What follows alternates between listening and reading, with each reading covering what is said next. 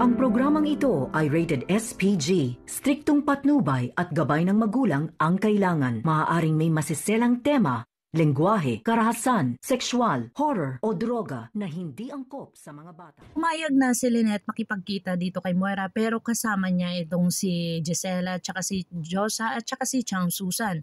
Dito na sila pumunta sa isang restaurant kung saan wala pa dito ang mag-asawa.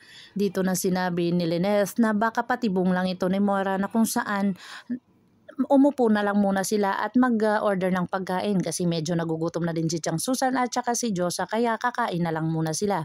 Bago pa sila makapag-order ay dumating na agad itong si Dr. RJ Tanyag at saka si Moira. Dito na sa kinausap ni Dr. RJ itong si Giselle na kung po pwede sila munang tatlo ang mag-uusap.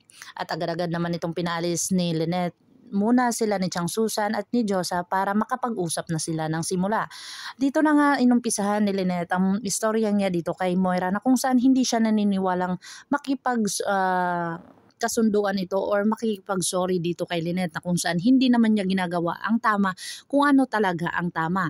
Dito na nga ay imposibleng mag-sorry itong si Moira at kung saan ginawa talaga ni Moira ang pagsosorry sa kanya dahil gusto ni Dr. RJ Tanyag or meron silang kasunduan. Agad-agad naman itong lumapit si Chang Susan at sinabi niya dito na hindi pwede na magsosorry lang si Moira. Gusto ni Chang Susan na humarap talaga kay Lynette at lumuhod ito para makikita talaga nila na sincere itong si Moira. Lumuhod nga si Moira sa kanilang harapan pero sinabi naman ni Dr. RJ Tanyag dito na kailangan pa ba talagang lumuhod at sinabi din ni Josa dito na dapat kailangan talagang lumuhod ni Moira dahil sa kadami-damihan ng ginawa niyang kasalanan dito sa mag-ina na si Lynette at saka si Annalyn ay kulang pa yan nakabayaran sa lahat ng mga ginagawa niyang masama dito sa kanila.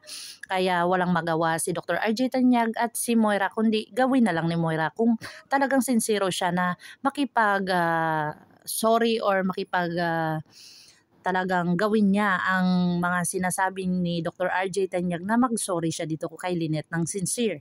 Dito na nga ay nag-usap si Dr. RJ Tanyag at saka si Giselle na kung saan nalaman niya talagang sinungaling ang kanyang anak na si Zoe.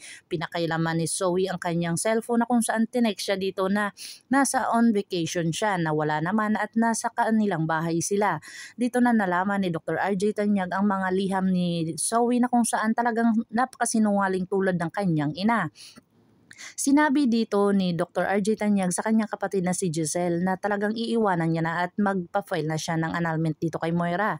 Sinabi ni Giselle na kung ano ba talaga ang gagawin niya or plano niya dito kay Lynette na kung saan hindi pa nahuhuli ang lahat.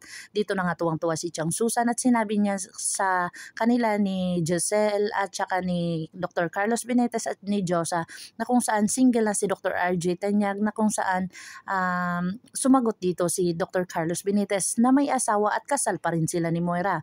Wala nang magawa si Dr. Carlos Benitez kundi makinig na lang at kung wala na talagang asawa or magpa-file na talaga ng annulment si Moira ay magkakabalikan kaya sila ni Lynette. Abangan natin ang mga susunod pa na episode na ito, ang Abot Kamay na Pangarap. Kung bago lang po kayo sa akin channel, please like, share, and subscribe para ma-update po kayo sa mga susunod pa. Yun lamang po at maraming salamat.